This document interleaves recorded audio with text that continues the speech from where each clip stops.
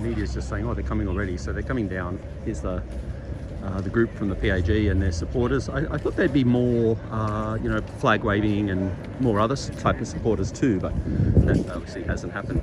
So it's just these guys. And Josh, I'm assuming, will be first one to face the music. We'll jump in and get a spot, eh? Yeah, I was waiting. No, they're waiting. It's a waiting game now. It is. So it's virtually four versus the media scrum. So probably some of them are going to do maybe live crosses, the ABC and all that sort of thing. Looks like what the waiting is all about. All right, well, I won't keep chattering. We'll wait till it starts.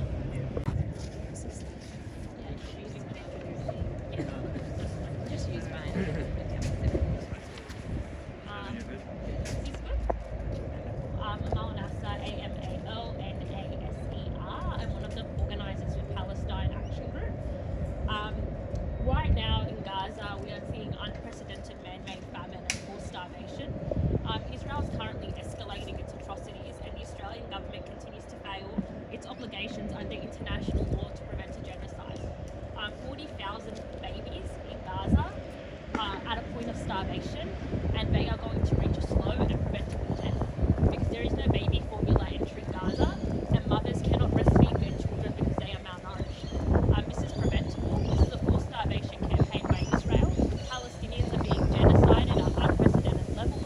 The genocide is escalating, and that is why we are calling for a protest at the Harbour Bridge to escalate in solidarity with the Palestinian people, and calling for the Australian government to sanction Israel, to expel the Israeli ambassador, and to take action to stop Israel from continuing this genocide and from starving the Palestinian population.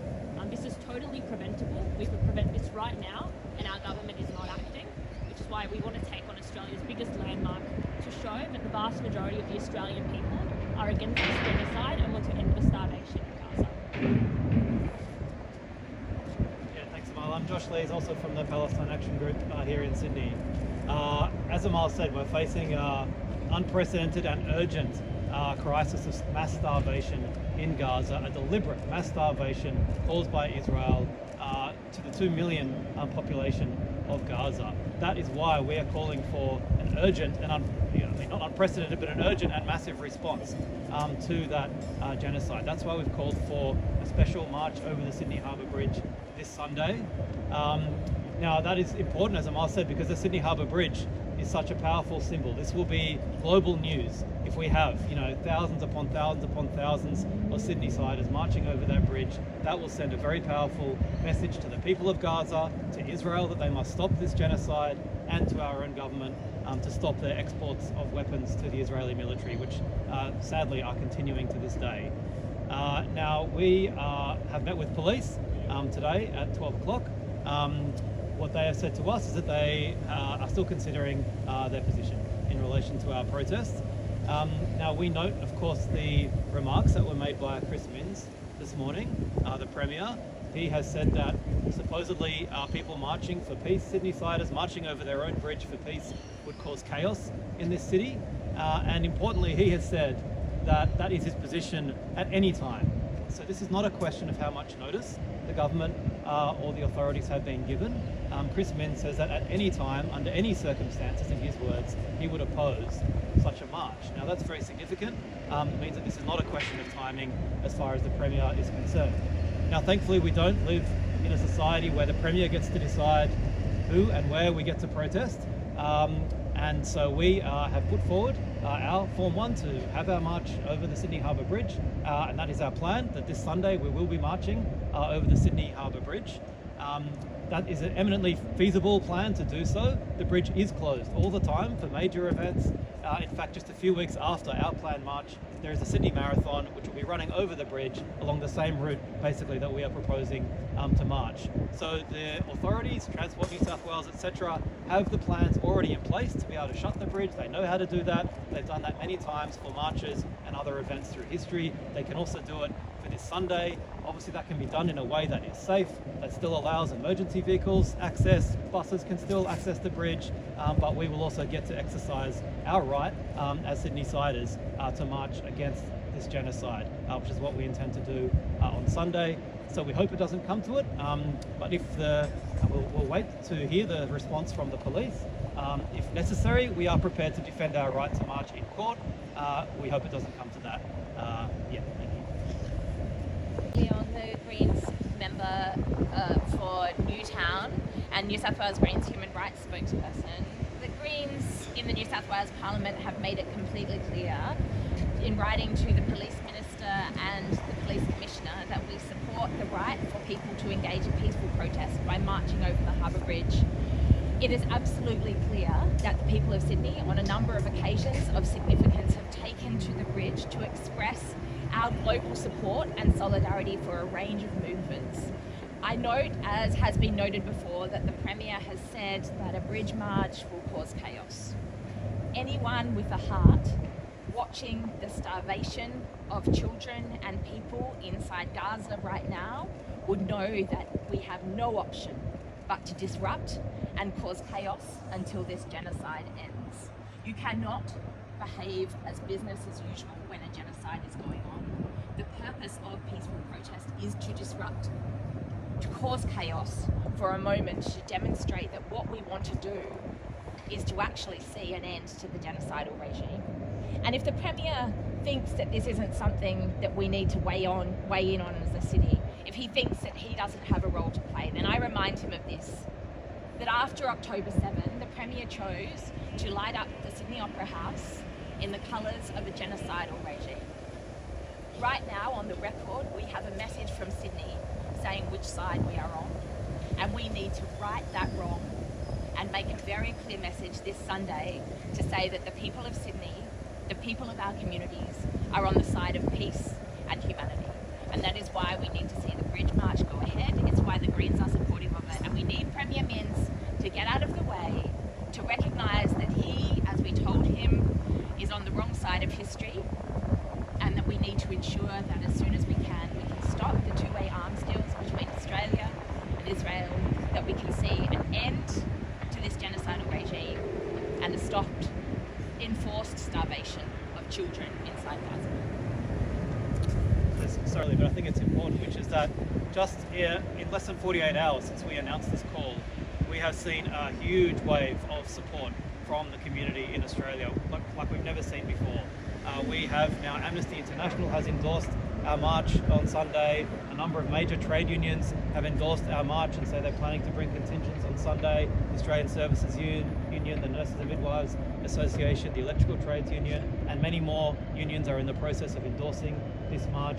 The Jewish Council of Australia has endorsed this march, as has Jews Against the Occupation, and many other organisations, including, of course, the whole Palestine movement stands with us. So this is set to be a massive march representing a wide, layer of people in society who I think undoubtedly reflect the majority view in this state right now, which is that we need action to stop this genocide. Have you had any indications from police about where sticking points might be? You said they haven't made a decision yet. Have they indicated what is a hold up there, or any indication of a timeline of when they might give you a decision? No, they didn't give us indications around that. They didn't raise any particular concerns around the specifics of our proposal. They just said they're still considering their position and will get back to us. And they said that the comments of the Premier do not determine the position of the police. You fear that may not be the case. The Premier will have the final word on this.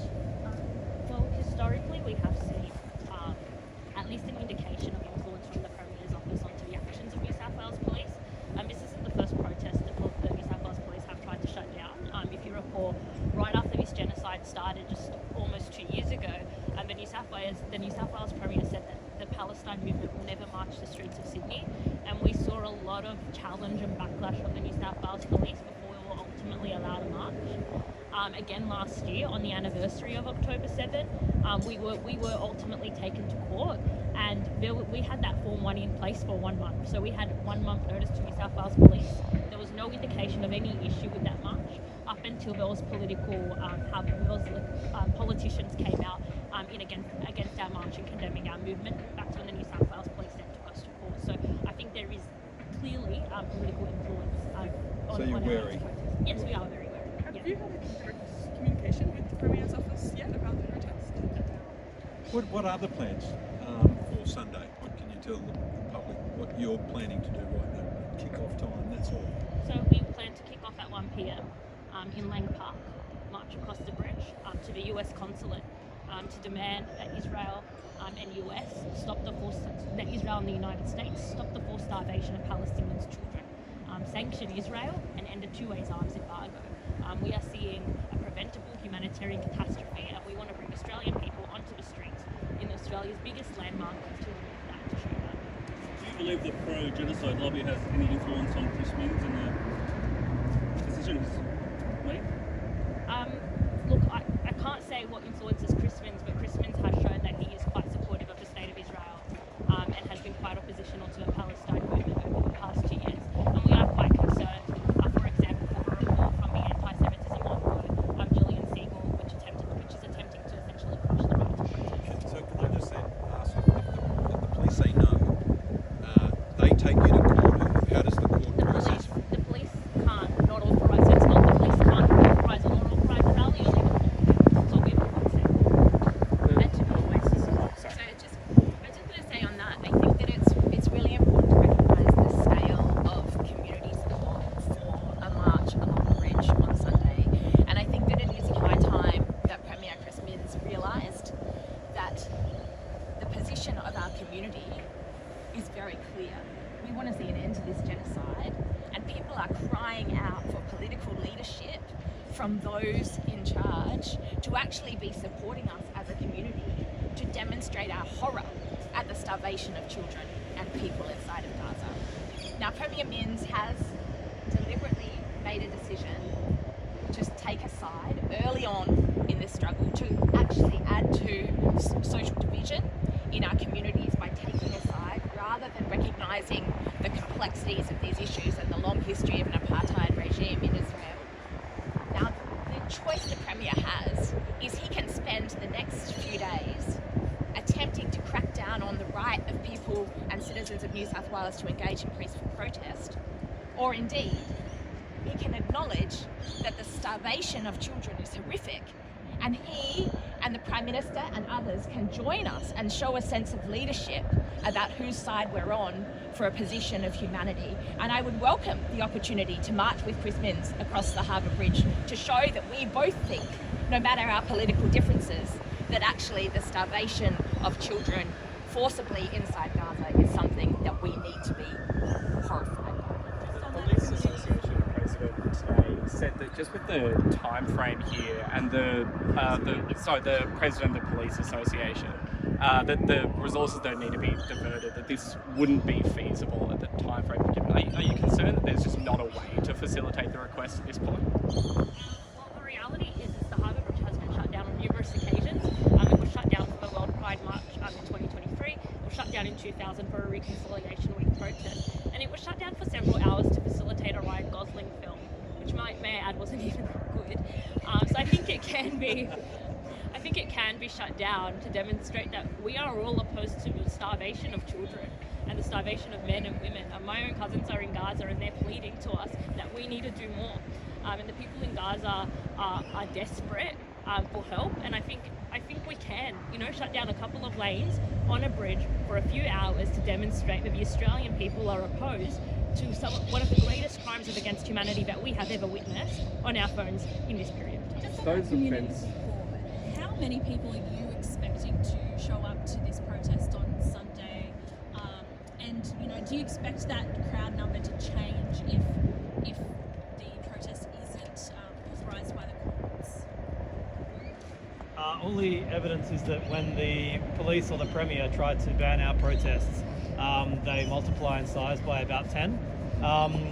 Because people are outraged, rightly, not only that there's a genocide going on, but that our government would try to stop us protesting against that genocide. So we are confident there's going to be massive numbers out on Sunday. As I said, we've never had the kind of support that we're seeing now. Hundreds of organisations have endorsed this march on Sunday in the space of less than 2 days. And as I said, major organisations, we're talking Amnesty International, major trade unions, Labour for Palestine, of course the Greens, and a host of other community organisations. So yeah, there's going to be massive numbers out And that is a reality that Chris Minns needs to come to grips with, because the reality is the big majority of people want this to go ahead and want this genocide to stop, and understand that now is the time we need to take urgent action to do so. Are you open to delaying though, like some people have suggested, or are you saying that it has to happen this Sunday? Look, what we've said is that if Chris Minns is genuine, that his concern is about the timing of this, then he would come back to us and say, oh, they can't do it this week, but maybe, in a week that would be okay. Chris Minns has not said that. Chris Minns has said that at no time and under no circumstances would he support a march against genocide over the Harbour Bridge. So that's why we're sceptical that timing has anything to do with this, and that's why we're determined to go ahead this Sunday. And as we said, the plans can be put in place by Sunday. That's definitely possible. If they want to, they can do it by all means. Just on timing, when did you launch your form on? Saturday. So you did provide more than 7 days notice as required. Okay. And in terms of how do you respond to the Premier's office argument that a lot of the events that you quoted, then even the Ryan Gosling movie, had months and months of preparation time lead up to it, and you're providing 8 days? Well, a Form 1 only requires us to provide 8 days, so we're in complete compliance with that. And we need to recognise that we're not forming a movie here. We are protesting an unprecedented event that requires unprecedented action, which means marching on the Harbour Bridge. We can't predict months in advance that Israel is going to forcibly starve a population, not let aid in, and that our government is not going to say that this is a red line that Israel has drawn, and they're not willing to, and our government is still willing to side with Israel and not sanction them. So this is unprecedented action. We can't wait months to protest this. Children are being starved. This can be stopped tomorrow if countries around the world internationally collectively sanction Israel, and that's just simply not happening. And it sounds like for you, the location is non-negotiable. As you said, that imagery would create global news. There's nowhere else in Sydney that you'd consider that? We want to do this on the Harbour Bridge. This is Australia's biggest landmark, and in Chris Minns' own words, he said this is the arteries of Sydney. Well, the arteries of humanity are being clogged. And it's about time that we show up and we create an international action here and show that we want to stand for the people of Gaza. And we won't be the first country or protest group to shut down a bridge. Chris Minns says that New Yorkers have never shut down Brooklyn Bridge. They've shut it down on multiple occasions since the 7th of October and as early as October 2023. So we can do that here as well. Are you concerned how the weather might affect your march? No, we've never been concerned about weather. Do you draw any comparisons with what happened with the Black Lives Matter protests in 2020 and how the approval came through for that last week? I mean, absolutely. The approval for the Black Lives Matter protest is what we're trying to avoid here. That was done 5 minutes before, and there's this big question of what happens if it's authorised or not authorised. People were still in the courtroom. The judge was still determining the legality of this protest, and there were already 50,000 people gathered in Town Hall. What that actually demonstrates is that the New South Wales government has a long-standing history of opposing the right to protest when international solidarity is needed. International solidarity was needed back then for the African American community against racism, and it is needed today for the people of Gaza who are facing a racial crime, which is a genocide. And just on that, can I just say that the other element there that's really critical is that the Premier attempting to intervene at this point and say it shouldn't go ahead, rather than us all working collaboratively to ensure the safety of everybody by having the maximum planning available, is actually something that's really significant in relation to the very last minute nature of that Black Lives Matter protest. Like, I personally remember standing and trying to get someone to stop the trams because there were so many people gathered, but they didn't have the official approval to stop the trams yet because it was not yet concluded in the court. And so if Premier Minns is really concerned about the chaos and the potential disruption, then giving everybody the potential to have 4 or 5 days to coordinate this rather than 1 or 2 because he is trying to block it is also a consideration. If you don't buy Premier Minns' argument that, well, it would cause chaos and notice, if you don't buy that argument, then why do you think that the Premier doesn't want this protest to go ahead? The Premier hasn't wanted any of our protests to go ahead, quite frankly. They have enacted, the New South Wales government has enacted more anti-protest laws than any other jurisdiction in Australia in reaction and in response to a pro-Palestinian movement. He has attempted to shut us down on multiple occasions. He has told us that we don't need a protest weekly in the heart of the CBD. So I don't think this is a matter of location. I think this is a matter of that the Premier has sided with the state of Israel, and he doesn't want Australia's and New South Wales' biggest landmark to be used to show that the people of New South Wales actually disagree with the Premier and are siding with the Palestinian people and are outright outraged by Israel's action and our government's support for these actions. And more broadly, what we have seen is the New South Wales Men's Labor government have been 100% supportive of seeing a crackdown on peaceful protest and the right of people to peacefully protest. Chris Minns appears to prefer a state where nobody has the right to freedom of expression, to freedom of protest, to freedom of assembly, to freedom of association. We know the union movement has serious concerns about that. We've heard from the Palestinian Action Group and the organisers that when people attempt to shut down their protests, they see a response back to that is bigger. We know that there is a desire for Chris Minns to keep everybody quiet, to not raise their voices and to be able to exercise their right to peaceful protest. Well, maybe he needs to recognise that the sign of a healthy democracy is to allow your citizens to engage in peaceful protest. All right. Thank you. Thanks, everyone. Thanks very much. Yes, that's it. Did they give you a time when they might come back to you? No, last time they didn't come back. You'll probably get. Can we get Yeah. Down to you? Yeah. get a group shot? You with the group? Just mingle, that's fine. Yeah, come here.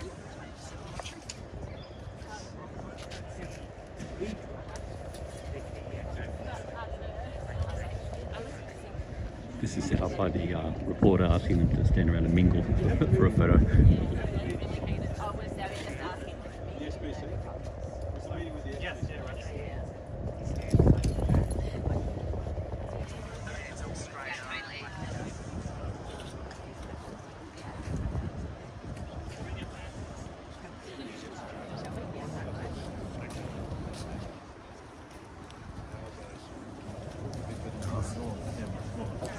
Susan Labour. Now they want the walking away shot.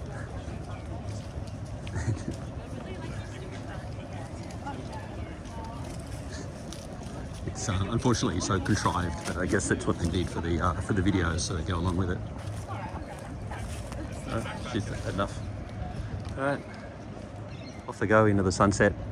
It looks like it's probably, at this stage, I think it'll go ahead by the sounds of things. So we shall see. All right, off they wander.